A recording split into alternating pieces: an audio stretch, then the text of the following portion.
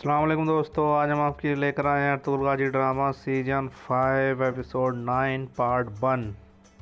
जैसे इलबिल के खातून कुंदूज का सर कलम करने के लिए तलवार चलाती हैं, तभी एक तीर आके उनकी तलवार को रोक देता है और कुंदूज के बस सिर्फ बाल कटते हैं। इलबिल के नज़र उठा के देखती हैं तो देखती हैं कि गवर्नर की बेटी एरेन होती है और फिर वो सिपाहियों पर तीर चलाने लगती है। कुंदूज एरेन की तरफ भागने की कोशिश करता है, तब तक एक सिपाही उसकी गर्दन में तलवार रख के उसे पकड़ लेता है। एरेन कहती है कुंदूज को छोड़ दो वरना तुम सब मरोगे। इलबिल के खातून कहती हैं तो तुम हो गवर्नर की बेटी एराने। एरेन कहती है अपनी तलवारें फेंक दो वरना तुम मरोगे, सिपाहियों तैयार हो जाओ। इलबिल के खातून कहती हैं खातून इस मामले में मदाखलत मत करो। एरेन कहती है कि मैंने तुमसे कहा तलवारें फेंक दो, ये मेरी आखिरी तंबी है, तीरंदाज हो तैयार हो जाओ। और इलबिल के कहती हैं सिपाहियों अपनी तलवारें फेंक दो, और उमरोलो के सारे सिपाही अपनी तलवारें फेंक देते हैं और फिर कुंदूज एक तलवार उठा लेता है। इलबिल के खातून कहते हैं जैसे तुमने मेरे सिपाहियों बाबा को कत्ल किया, ऐसे तुम मुझे भी मारना चाहते हो, है ना। कुंदूज कहता है अगर मैं वाकई कातिल होता तो मैं यहाँ तुम्हें और तुम्हारे सिपाहियों को अभी काट देता, मुझे कभी दोबारा ना मिलना। इलबिल के कहती हैं ये यहाँ ख़त्म नहीं होता। एरेन तुमने मेरी ज़िंदगी बचा ली। इधर अरतुगरुल साहब जंगल में पूछते हैं कि दरागोस नामी कुत्ता कौन है। हमारे मरने तक कमांडर दरागोस, और वो एक चाकू अपने पेट में उतार लेता है। अरतुगरुल साहब कहते हैं बताओ मुझे दरागोस कौन है, और वो मर जाता है। एरेन कहती है मैंने सोचा कि तुम शायद हमारी जगह पे जा रहे हो, मैं इधर आई तो मैंने तुमको देखा और मैं यहाँ आ गई, नहीं तो ये औरत तुमको मार डालती। एरेन तुम्हारा शुक्रिया, तुम मेरी मदद के लिए आई। एरेन कहती है कुंदूज अब तुम क्या करोगे। कुंदूज कैसा है आज नहीं तो कल वो मेरे पीछे आएंगे, मैंने क्या करना है उसके लिए मुझे छुपे रहना होगा, फिर देखते हैं आगे क्या होता है। एरेन कहती है तुम्हारे लिए महफूज जगह किला है, मैं तुम्हें किले में छुपा दूंगी, और तुम्हारे बाबा सिर्फ हमारा और मुझे मालूम होगा कि तुम कहाँ हो। कुंदूज कहता है हम ये नहीं कर सकते, सिपाही तुम्हारे बाबा को बता देंगे। वो कहता है एरेन कहती है कि कोई नहीं बताएगा। इलबिल की खातून कुंदूज से कहती है तुम जहाँ भी चले जाओ ये मत समझना मुझसे छुटकारा हासिल कर लोगे, तुम दुनिया के दूसरे कोने में भी चले जाओ मैं तुम्हें ढूंढ लूँगी। कुंदूज कहता है तुम मुझे दोबारा नज़र ना आना इलबिल की खातून, और एरेन के साथ कुंदूज वहाँ से चला जाता है। इधर अरतुगरुल साहब जंगल में सब डाकुओं को कत्ल कर देते हैं। बाबर कहता है भाई ये बड़े मुनज्जम तरीके से आए थे, उन्हें कैसे पता चला कि हम इस रास्ते से आएंगे। अरतुगरुल साहब कहते हैं लगता है वो आदमी जिसने हमें उस्मान और कुंदूज के बारे में इतला दी वो दरागोस का आदमी था बाबर। और बाबर गुस्से में कहता है भाई उसका गला मैं ठीक सोगत के चौराहे पर गुस्से में दबा दूंगा। अरतुगरुल साहब कहते हैं फ़ौरन जख्मी सिपाहियों को कबीले वापस लेके जाओ, और जब तक हम सोबत आते हैं उसको बदमाश को ज़मीन में धंसा दो बाबर। इधर नूरगुल साहब और लड़कियों से कहते हैं अवधूकिया अब तुम मुझे सब कुछ बताओ। कहते हैं मैं जानता हूँ तुम्हारे बाबा गवर्नर यानिस के पास राज लेकर जा रहे थे, उस राज की वजह से तुम और हम पर हर किस्म की मुसीबत आ पड़ी है, अब इससे इनकार करना छोड़ो और अब हमें बताओ तुम गवर्नर यानिस के पास क्यों जा रही थी। और वो एक हार देती है जो उस्मान ढूंढ के लाया था। वो कहती बाबा ने आखिरी सांस लेने से पहले ये हार मुझे दिया, उन्होंने कहा इस पर तुम्हारी हमारी जान मुनस्सिर है, ये हर कीमत पर गवर्नर यानिस तक पहुँचा देना। नूरगुल साहब उसे खोल कर देखते हैं और कहते हैं कि मुझे तो इसके अंदर कुछ नज़र नहीं आ रहा। नूरगुल साहब कहते हैं कि तुम्हारे बाबा ने इस हार के बारे में तुमसे और कुछ कहा था। तो कहती है नूरगुल साहब कसम से मैं इस हार के बारे में और कुछ नहीं जानती, हमारा कोई नहीं बचा जिसकी जानिब हम जाएं, बराए मेहरबानी हमारी मदद करें। नूरगुल साहब कहते हैं परेशान मत हो, हम तुम्हें पनाह देंगे। नूरगुल साहब मोर्गन से कहते हैं तुम इन्हें कबीले छोड़ा और फिर भेस बदल के सोगोत आना और मेरे पैगाम का इंतजार करना। और फिर मोर्गन उन्हें लेकर कबीले चला जाता है और नूरगुल साहब सोगोत के लिए निकल जाते हैं। इधर कुंदूज किले के पास इंतजार करता है, वहाँ एरन उससे मिलने आती है। एरन कहती है मैं तुम्हें अंदर ले जाऊंगी, लेकिन तुम्हें अंदर ले जाने के लिए फ़ौजी लिबास पहनना होगा। वो कहता है ये नामुमकिन है, इस तरह की चीज़ नाकाबिले कबूल है एरन, मैं एक सिपाही हूँ, मैं एक बाज़ंतीनी सिपाही के कपड़े नहीं पहन सकता। वो कहती है बराए मेहरबानी एक दफ़ा पहन लो, अगर तुम नहीं पहनते तो हम तुम्हें अंदर कैसे लेके जाएंगे।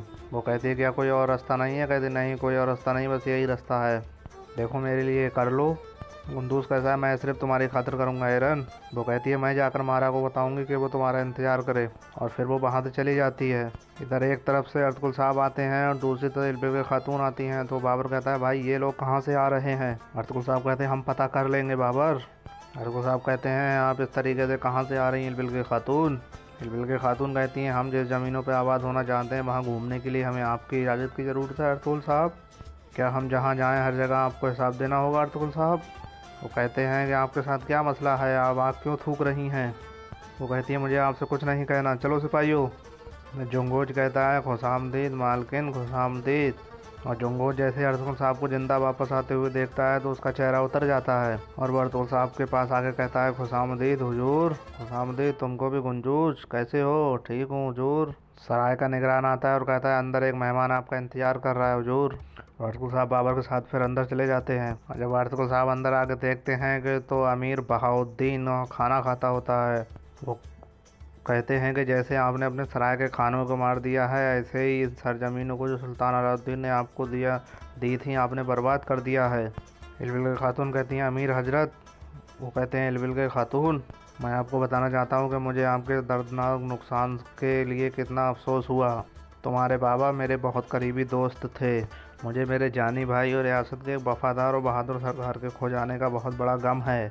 अल्लाह उन्हें जन्नत में आला दर्जात दे। इल्बिल खातून कहती हैं अल्लाह आपसे राज़ी हो।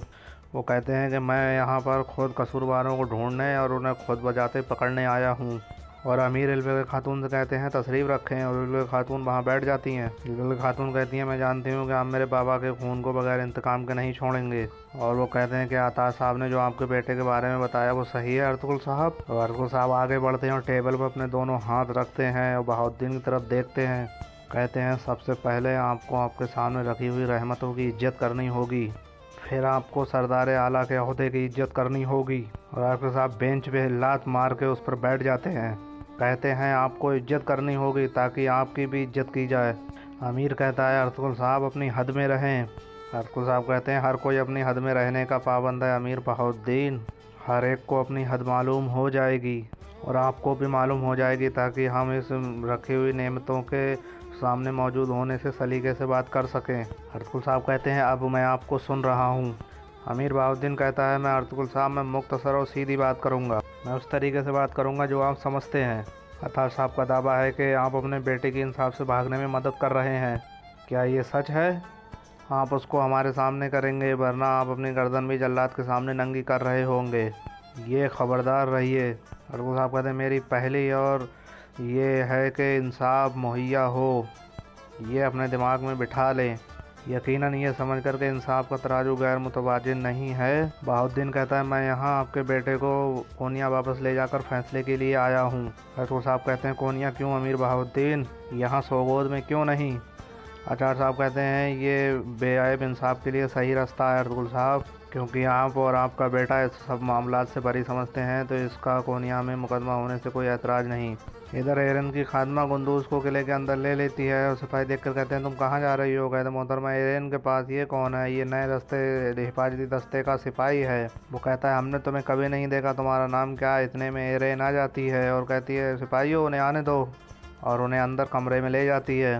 गुंदूज कहता है एरन तुम सही वक्त पर आ गई, अगर तुम ना आती तो खून बहना था। एरन कहती है अब तुम कुछ वक्त के लिए यहाँ पर रहो, फिर देखते हैं क्या करना है, तुम यहाँ पर महफूज हो। इधर सराय में अर्तुगरुल साहब कहते हैं कि आपको डर है कि मैं काजी के फैसले को कबूल नहीं करूँगा और उसके समाप्त होने पर बगावत कर दूँगा, या आप डरते हैं कि मैं अपने बच्चे को इंसाफ से भागने में मदद करूँगा? बहाउद्दीन कहता है मुझे किसी चीज़ का डर नहीं है अर्तुगरुल साहब, और ख़ासकर आपसे कभी नहीं। अर्तुगरुल साहब कहते हैं सोगत वो जगह है जहाँ बेबुनियाद इल्ज़ामात बने थे। कोनिया में इंसाफ के नफाज के साथ साथ और भी कई चीज़ों पर समझौता होने का इम्कान है। बतौर सरदार आला मैं समझता हूँ कि इस मुकदमे का फ़ैसला यहाँ सोगत में होना ज़्यादा ज़रूरी है। बहाउद्दीन कहता है तुम्हारा बेटा अभी हाजिर नहीं है और तुम्हें उस मुकदमे के बारे में मुझसे सौदा करना ठीक लग रहा है। तुम पहले अपने बेटे को ढूंढो और उसको यहाँ लाओ। अर्तुगरुल साहब कहते हैं मैं अपने बेटे को सोगत लाकर कानून के हवाले करूँगा। दोस्तों ये वीडियो आपको पसंद आए लाइक करें, शेयर करें और हमारे चैनल को सब्सक्राइब करें। घंटी वाला बटन दबाना ना भूलें ताकि नोटिफिकेशन सबसे पहले आपको मिलती रहे। मिलते हैं नेक्स्ट वीडियो में।